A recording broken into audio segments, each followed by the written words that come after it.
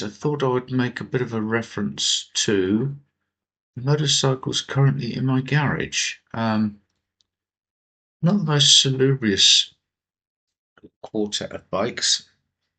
Um, I suppose the overriding sort of factor in, I suppose I say my life, but I'm a bit sort of badge averse, if you see what I mean. I'm not the great one for buying Levi's or Nikes or the badge of the day. And as a consequence, I think my whole sort of preference has been for this sort of underdog. And this is obviously something I've just sort of realised as sort of time's gone on. The bikes I've got, which just reflect that really, are not anything desirable, nothing that anybody would climb over fences for. Um, you can start that with the little BSA B40, acquired by me in the early 80s, I think. Um, oh, I say by accident, but yes, pretty much sort of, do you want a, oh, yeah, what's that then? And it was cheap, of course, lowly sum of £375 at the time, which was cheap. Bikes of this sort were pretty much being thrown away or chopped up for twin shock trials at that time, I guess.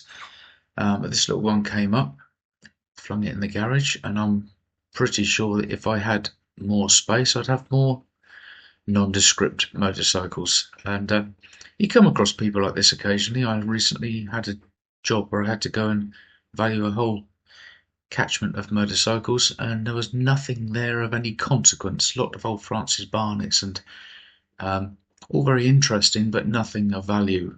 Best thing there was I think it was Royal Enfield Constellation. But it sort of got me thinking then, as lots of people go out and they want a Manx Norton or a Rough Superior, and they'll spend the last penny they've got to get the best Bonneville or whatever. And it's never really been a driver for me. I would just take what there is and enjoy fixing it if it needed fixing and putting it up together. And as a consequence, I've ended up with four, I'll say undesirable bikes, but yes, in the real terms, not the desirable bikes. So we've got obviously this little BSA, as I say. It was a working man's bike in the day, just sold as a means of transport. It wasn't a desirable bike. The 350 was even less desirable simply because at the time the 250cc law, as I call it, was in force, whereas a 16-year-old could go out and jump on a bike up to 250ccs. That obviously stopped in, I think, 83. So two of the bikes I've got would fall within that category, well, at that era, let's say. And yeah, the little BSA would have been a very slow seller, I would have thought, simply because the C15 was popular just by virtue of the fact it was only 250ccs. And this is the 350 variant, of course, which meant you had to have a full license to ride it. So it appealed to nobody other than the various ministries, of which this bike is sort of one of them, and people who just wanted a go-to-work transport. It's, as I say, if you ride a bike of that era, and I'm thinking, what, an A10, 650 A10, which even that was sort of not a sports bike, but far more usable in today's world. Whereas the little 350, down on power, just a little, as I say, a go-to-work bike. So I've ended up with it, and it stayed with me, and it will do so. I won't say I'll never sell it. Of course I'll sell it. One day I'll sell it, and I'll either sell it or somebody else will sell it for me, following my demise, I guess. But it doesn't stand me any money. It's just a hobby, if you like, and it's good enough and sweet enough to have acquired a little bit of value. I wouldn't say it's worth a great deal, but it is of some value now in today's world. But it is probably it's peaked, I would guess, because the younger people of today would struggle to ride it, and they'd obviously be drawn to something more exotic. So the little 350 is just one of those bikes that's, and you sort of pull up and think, well, why would you want that? And it's yeah, it's not a desirable thing. It's just nice to rock around the lanes. 50 miles an hour is about its happy point, and any more than that, it will sort of sit there at 60. So technically, you could sort of ride it most places, but of course, it's not got any great kudos in the world. A friend of mine did have a very nice twin shock one, which he'd modified. He spent a lot of money on it from memory, but he was very much into that scene, and probably still is. I haven't seen him for some time. But he'd spent a lot of money on the engine and frame, and it had super duper everything. And it was a pretty little thing and very desirable. So you could make this sort of thing desirable, I guess, by chopping it all up and throwing vast quantities of it away. But it's got some originality, so I keep it as is. And as I say, it stands me at nothing, and therefore I'll leave it as is and just enjoy it on the summer days.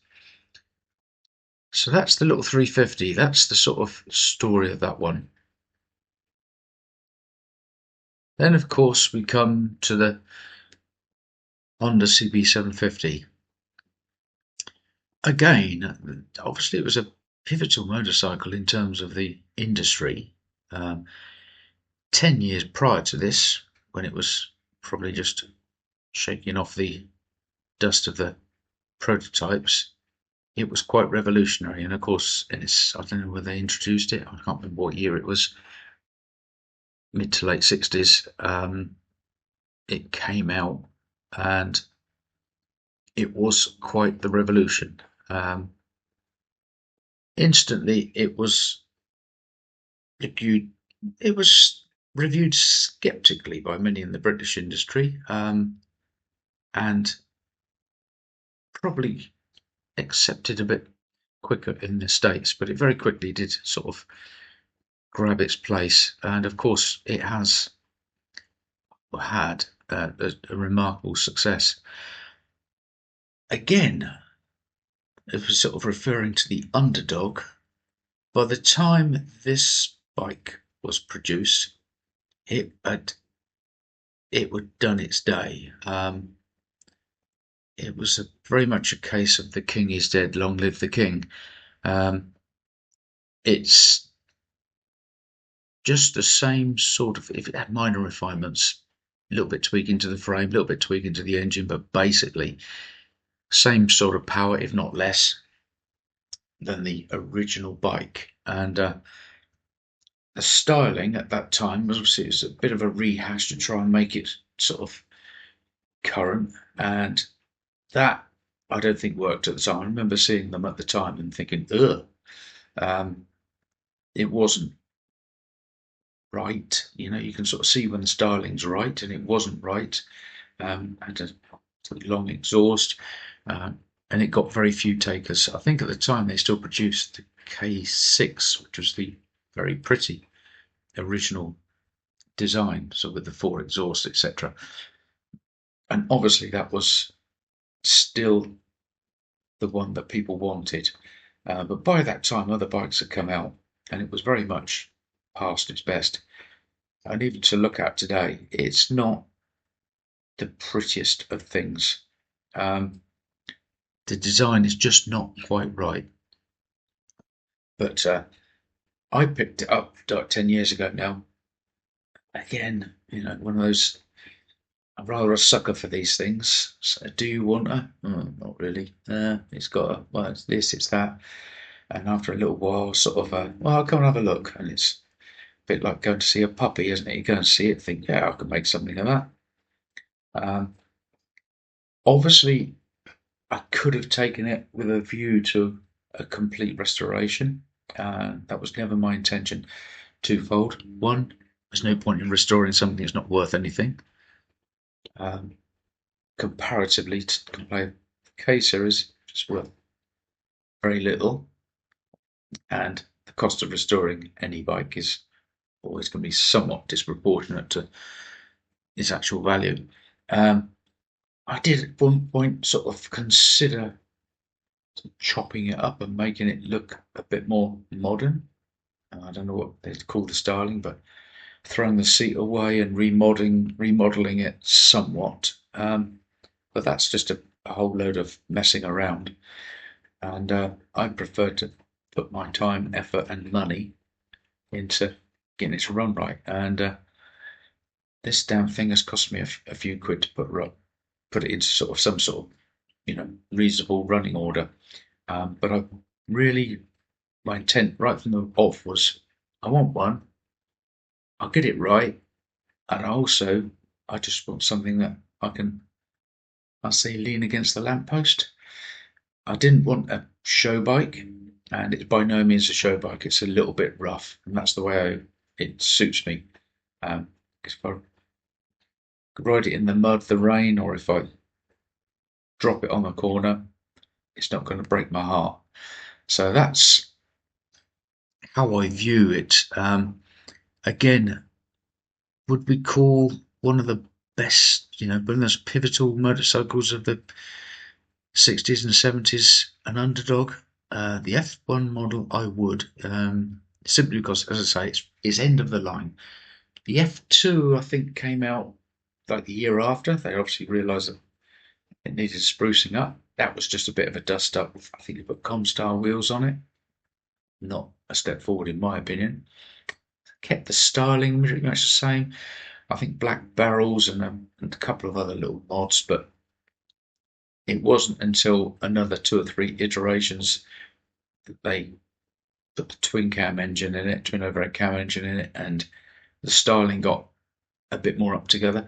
By that time, it had become a little bit of a soft bike with no sporting credentials, I would say. So it's just a bike that I enjoy. It's got a sort of raucous sound to it, and it's quite good fun to ride. It can be a bit of a pig because it's very heavy. I know, and in the day they sold like hotcakes originally, and then all of a sudden the 550. I remember a chap where I worked. He went from a Trident to a 750 Honda, and then very quickly to a 550 Honda. And as a youngster, I was like, "Well, why would you want a 550?" And he was quite short in the leg, and he said the 750 was just too heavy. Right, it is a heavy bike. It's long, it's heavy, quite unwieldy. So I can see why that 550 achieved a bit more success, perhaps. But yes, it's a good fun thing to ride. I'm touching wood as I say this. Proven reasonably reliable for a bike was a bit of a mess when I got it. Now it's sorted. It just sort of does its job in the garage. Comes out. I'll ride it out and about. Don't care if it gets wet. So it actually fulfills a good purpose in that sense, and it's big enough to sort of feel you're on something not special, but yeah, bit of a sort of proper bike, if you like, compared with the 250 and the 350. It certainly feels like a proper bike. Again, summer's day, out in the wind blast as you are on these, and rumbling along, it can be quite good fun, as long as you remember that you're on a bike that's I don't know how old it is now, but it's 1976 bike, so it's pretty good, and the brakes can be surprisingly good, despite the fact the discs are a bit worn out. But again, it's again well befitting of, in my view, the term of an underdog. And on to the little Kawasaki Z250. This was again, just to sort of I just wanted something. After I retired, I just wanted something to do, and I thought, well, I'll just have a go at restoring a bike, see what the ins and outs of it all are. I sort of know enough to be doing it, but I didn't want anything too extravagant, and I didn't really want to restore it per se. This is really just reclaiming it. It was low enough on the miles, and but it was rusty as old iron. So it just needed a lot of TLC, really, a bit of paint here and there, and a few bits, and the whole sort of process was quite interesting, and it sort of led me right down the road to sort of thinking it ain't worth restoring anything unless it's worth a lot of money, because it's a lot of work, got a lot of money, and it's just, why would you unless it's worth sort of a significant amount of money? Um, this little bike is not worth anything. Again, of its era, the reviews were yes, quick, it's this, it's that, but it had some foibles with the engine which proved a little bit tricky and problematic for some people. They are prone to sort of, if you don't maintain them properly, blocking an oilway and going bang. So I wouldn't say it's the best engine. And as a consequence, there's not that many of them about. Not considered desirable even in the sort of little 250 market, I guess. People will be drawn to like Honda Super Dreams. In actual fact, that was what I wanted, and that's just purely because when I was a kid, that was the new thing on the block. The Hustler 250 two-stroke, which would have been nice, but stupid money. The Honda CB Super Dreams 250 Super Dream. I just fancied something small I could, throw about. This is great to ride. It's smooth and feels very, very modern. It's incredibly impressive in some respects. Obviously, the engine is just a 250 and it's 6 speed. You have to sort of spin it, and it's all very much hard work to sort of ride it with any enthusiasm. So it's quite a pleasant little bike to trundle around on. Very, very different to even the 750 Honda. It feels very plush actually. Mind you, I have renewed all the suspension, so and greased everything and but it's proven to be really quite enjoyable to do, although not cost effective, I would add. Been very enjoyable to do the restoration on it, and it's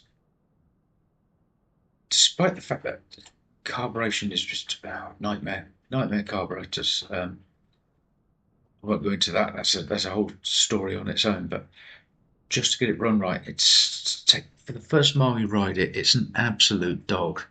And then suddenly it's almost as if it all sort of starts working nicely, and I can't fathom it out. Every time I ride it, I think, oh, I've not fixed it, and then I say, oh, that's better. It's getting better. It's better. After a mile or two, it's running like a dream. So, as I say, good fun. Who would want one? What's it worth? Negligible money. Nothing like what I've spent on it, of course. And it's just something I own now, so I'm quite pleased with it. It gets spun around the block quite a lot. I haven't used it as much as I wanted to this year. Just kept on having the same sort of problem with it, and riding a bike that's sort of down on power or something is, especially when it's a small bike, you're going to be working the engine so hard. But the last couple of times I've ridden it, it's actually, oh, it's a dream. It's fantastic. Um, gut, I want to say gutless, but yeah, of course, when we rode these things as youngsters, I mean, it goes in the red at about 10,000 RPM, and you'd have ridden it like you stole it. And of course, now you're sort of riding it with a little bit of sensitivity. But I have noticed that if you let it rev a bit more, it goes quite acceptably. Certainly got some sort of pick up and go when it's spun up, as they say. I have also noticed that the jetting on it, which is standard jetting, it feels a bit strangled. And originally it did have GPZ 305, well, it has got GPZ 305 carbs on it, which apparently was a known fix for a problem. And they've got slightly larger jets, which apparently improves the world a great deal. I've put it back to standard jets, and it's a bit gutless.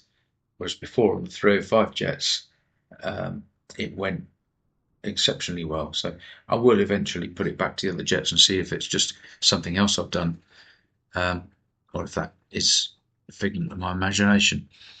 So that's the little Z250. It's a GPZ, the Z250. As I said, definitely an underdog. Not desirable in any way, shape, or form, financially or even in the street. But all good fun, and I quite enjoy it. Right, so we move on now to the Triumph Sprint 1050 GT.